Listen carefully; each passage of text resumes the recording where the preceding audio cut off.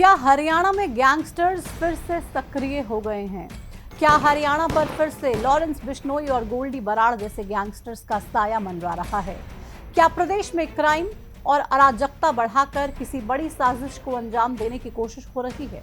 आखिर क्यों पिछले कुछ सालों से प्रदेश में क्राइम और गैंगस्टर्स की भूमिका बढ़ती जा रही है? ये सवाल आज फिर से इसलिए उठ रहे हैं क्योंकि पंचकुला में हुई एक वारदात ने प्रदेश की कानून व्यवस्था को फिर से ललकार दिया।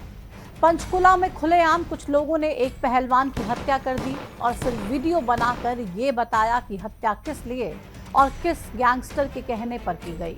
पहले आपको पंचकुला में हुई इस पूरी वारदात के बारे में बताते हैं और उसके बाद समझाते हैं कि कैसे हरियाणा में साल दर साल गैंगस्टर्स की सक्रियता बढ़ती जा रही है। 5 जून की रात को पंचकुला के अमरावती मॉल के सामने कुछ युवकों ने पहलवान सोनू नौल्टा की गोली मारकर हत्या कर दी। सोनू नौल्टा अपने दोस्त प्रिंस के साथ गाड़ी में बैठा हुआ था। इसी दौरान 2 युवक उनकी कार के पास आए, फिर सोनू और उसके दोस्त प्रिंस पर गोलियां बरसानी शुरू कर दी। गोली लगने से सोनू नौल्टा की मौत हो गई और प्रिंस घायल हो गया। वहीं वारदात को अंजाम देकर आरोपी मौके से फरार हो गए। इस वारदात के बाद पीयूष नाम का एक युवक हत्या की जिम्मेदारी लेता है।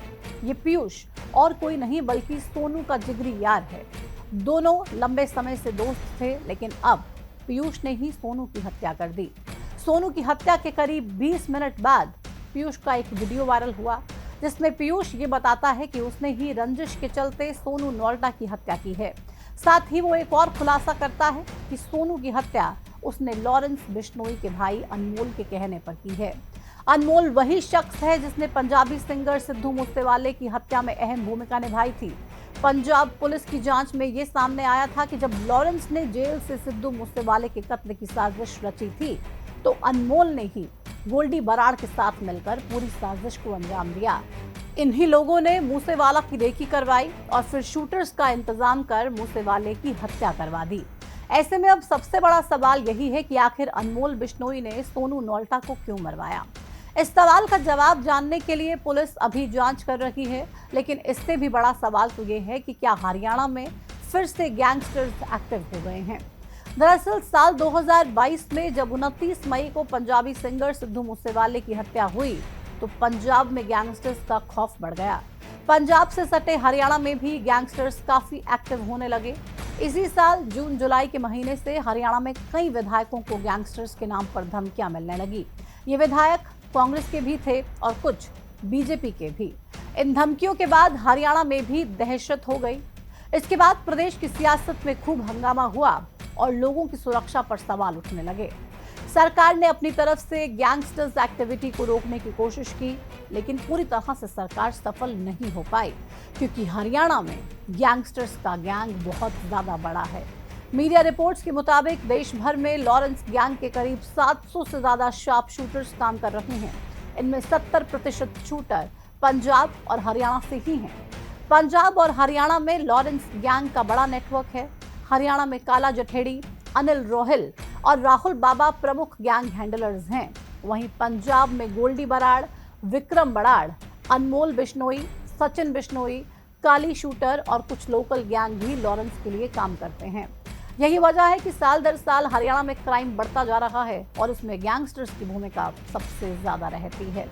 ज्यादा नहीं, अगर हम पिछले साल का ही आंकड़ा देखें तो पता चल जाता है कि हरियाणा में गैंगस्टर कितने ज्यादा एक्टिव हुए हैं। साल 2024 में ही प्रदेश में अलग अलग जगह पर हुई कई हत्याओं में गोल्डी बराड़, लॉरेंस बिश्नोई और बम्बीहा गैंग का नाम आया। साथ ही कई बार गैंगवार भी देखने को मिला। मीडिया में छपी खबरों के मुताबिक साल 2024 की शुरुआत में ही बम्बीहा गैंग और लॉरेंस बिश्नोई गैंग के बीच गैंगवार हुआ। यमुनानगर में बम्बीहा गैंग ने लॉरेंस बिश्नोई गैंग के खास शूटर की हत्या कर दी। बम्बीहा गैंग ने इसे सिद्धू मूसेवाले की हत्या का बदला बताया। 2024 के ही जनवरी महीने में हिसार में लॉरेंस गैंग के गुर्गों ने एक युवक की हत्या कर दी थी। हालांकि हिसार पुलिस ने मुठभेड़ के बाद दोनों आरोपियों को गिरफ्तार कर लिया। इसके अलावा 2024 के अक्टूबर के महीने में पुलिस ने लॉरेंस और आरजू बिश्नोई गैंग के 7 शूटर्स को गिरफ्तार किया। ये सभी हरियाणा और राजस्थान में कई हत्या की वारदातों को अंजाम देने वाले थे। वहीं इसी साल दिसंबर के महीने में यमुनानगर में भी 2 शराब ठेकेदारों की सरेआम गोली मारकर हत्या कर दी गई। 5 बदमाशों ने 50 से ज्यादा गोलियां बरसाकर शराब ठेकेदारों को मौत के घाट उतार दिया। इसकी जिम्मेदारी लॉरेंस बिश्नोई गैंग ने ली। 2024 के दिसंबर के महीने में ही गुरुग्राम और चंडीगढ़ में कई क्लब्स में भी धमाके हुए, जिसकी भी जिम्मेदारी लॉरेंस गैंग ने ली। इन्हीं वारदातों से ये अंदाजा लगाया जा सकता है कि हरियाणा में गैंगस्टर्स कितने ज्यादा सक्रिय हैं। गैंगस्टर और उनकी खौफनाक वारदातों की ये कहानी सिर्फ 2024 की ही नहीं, बल्कि हर गुजरते साल की है। इस साल भी अब तक कई वारदातों में लॉरेंस गैंग का नाम सामने आ चुका है, चाहे वो किसी की हत्या करने की वारदात हो या फिर नेताओं को धमकियां देने की। अब सवाल ये है कि आखिर इतने सारे गैंगस्टर हरियाणा में कहां से आ गए। साल 2022 में मीडिया में छपी खुफिया विभाग के हवाले से एक रिपोर्ट में हमें इस सवाल का जवाब मिल जाता है। इस रिपोर्ट में ये बताया गया था कि हरियाणा में तब 144 कुख्यात अपराधी सक्रिय थे। हरियाणा में सबसे ज्यादा गैंगस्टर्स रोहतक जिले में थे, जिनकी संख्या तब 13 थी। गुरुग्राम और हिसार जिले में 11 गैंगस्टर्स थे। जींद नूह में 8, भिवानी, दादरी, फरीदाबाद, नारनौल में 6, फतेहाबाद, झज्जर, पलवल, सोनीपत, पंचकुला, सोनीपत में 7 कुख्यात अपराधी थे। इसके अलावा अंबाला, हांसी, कैथल, यमुनानगर में 5, रेवाड़ी में 4, कुरुक्षेत्र में 2, सिरसा में 1 कुख्यात बदमाश था। इसी रिपोर्ट में यह भी बताया गया कि गैंगस्टर्स की बढ़ती संख्या के पीछे की सबसे बड़ी वजह है बेरोजगारी। इसके अलावा जल्द पैसा और नाम कमाने के लिए भी कम पढ़े लिखे युवक अपराध की इस दुनिया में कदम रख रहे हैं। हॉलीवुड से लेकर हरियाणवी और पंजाबी गानों में गन कल्चर का भी युवाओं को अपराध की दुनिया में ले जाने में एक बड़ी भूमिका रही है। अब सवाल ये है कि आखिर सरकार प्रदेश में बढ़ते गैंगस्टर कल्चर को खत्म करने के लिए क्या कर रही है। दरअसल प्रदेश सरकार का इस दिशा में सबसे बड़ा कदम है गन कल्चर को बढ़ावा देने वाले गानों को बैन करना। कुछ महीने पहले ही सरकार ने कई हरियाणवी सिंगर्स के गन कल्चर वाले गाने बैन कर दिए थे। साथ ही ये भी हिदायत दी है कि आगे जो भी गन कल्चर वाले गाने बनाएगा वो रिलीज नहीं होने दिए जाएंगे। इसके अलावा हरियाणा सरकार ने विदेश में बैठकर गैंग चलाने वाले गैंगस्टर्स के नेटवर्क को तोड़ने के लिए भी बड़ा कदम उठाया। हरियाणा के मुख्यमंत्री नायब सिंह सैनी ने पुलिस को सख्त निर्देश दिए कि इन गैंगस्टर्स के नेटवर्क को तोड़ा जाए। इसके बाद पुलिस विभाग ने स्पेशल टास्क फोर्सेस बनाई।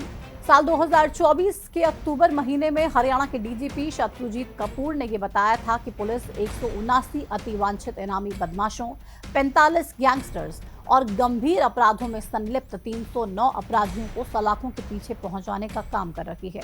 कुल मिलाकर देखा जाए तो प्रदेश में जितनी तेजी से पुलिस गैंगस्टर्स के खिलाफ कार्रवाई कर रही है, उतनी ही तेजी से गैंगस्टर्स अपना दायरा भी बढ़ा रहे हैं।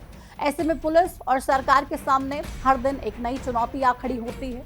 ऐसे में ये जरूरी है कि प्रदेश में युवाओं को अच्छी शिक्षा के साथ साथ अच्छा रोजगार भी दिया जाए, ताकि उन्हें उनकी जरूरत के हिसाब से चीजें मुहैया हो पाएं और क्राइम की दुनिया में जाने के लिए उनके पास कोई ऐसी वजह ना बचे। खैर, आपको क्या लगता है, क्या हरियाणा सरकार प्रदेश में इन गैंगस्टर्स का सफाया करने में सफल हो पाएगी, या फिर तमाम परेशानियों का सामना भी सरकार को इस पूरी दिशा में करना पड़ेगा? और अब तक जो सरकार ने गैंगस्टर कल्चर को खत्म करने के लिए जो कदम उठाए हैं वो काफ़ी नज़र आ रहे हैं आपको? कमेंट सेक्शन में हमारे साथ ज़रूर शामिल होइए इस चर्चा में और अपनी राय हमारे साथ साझा कीजिए। फिलहाल इस वीडियो में इतना ही। मुझे दीजिए इजाज़त। नमस्कार।